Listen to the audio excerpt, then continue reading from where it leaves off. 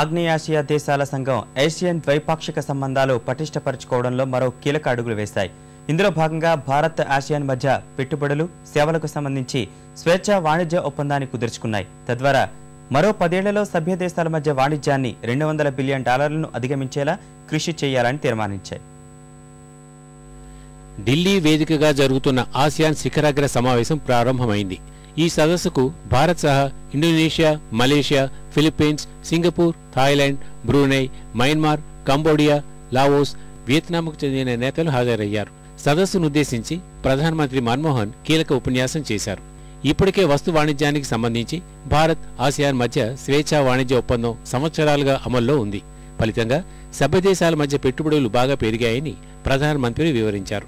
ఈ సందర్భంగా వ్యాపార, వాణిజ్య సంబంధాల విస్తరణ కోసం కృషి చేద్దామని ఆయన పిలుపునిచ్చారు. స్వేచ్ఛా వాణిజ్య ఒప్పందం వల్ల సభ్య దేశాల వస్తువులు, సేవల రంగాల్లోకి పెట్టుబడులు పెరుగుతాయని చెప్పారు.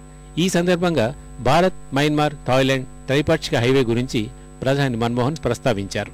హైవేను త్వరగా నిర్మించడం సహా దానిని లావోస్, కాంబోడియా వరకు పొడిగించాల్సిన అవసరాన్ని నొక్కి చెప్పారు. మెరుగైన రవాణా సౌకర్యాలు వ్యాపార విస్తరణకు బాటలు వేస్తున్నాయని స్పష్టం చేశారు.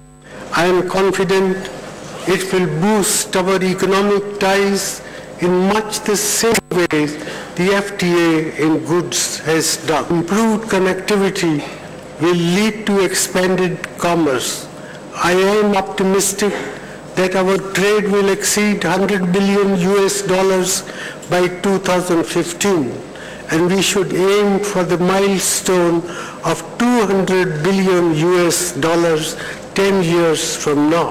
ప్రపంచవ్యాప్తంగా నెలకొన్న ఆర్థిక మాంద్యం పరిస్థితులు దేశ వృద్ధి రేటుపై ప్రభావం పడకుండా చూడాలని మలేషియా ప్రధాని వ్యాఖ్యానించారు.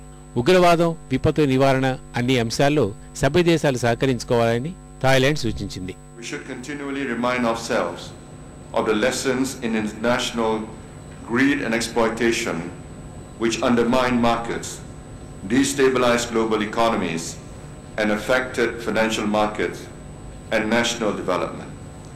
Since the 1997 Asian financial crisis, Malaysia has consistently and unfailingly called for reform in the world's financial system. We need to work together to fight terrorism, promoting maritime securities, disaster management, energy, food securities, and sustainable development goals.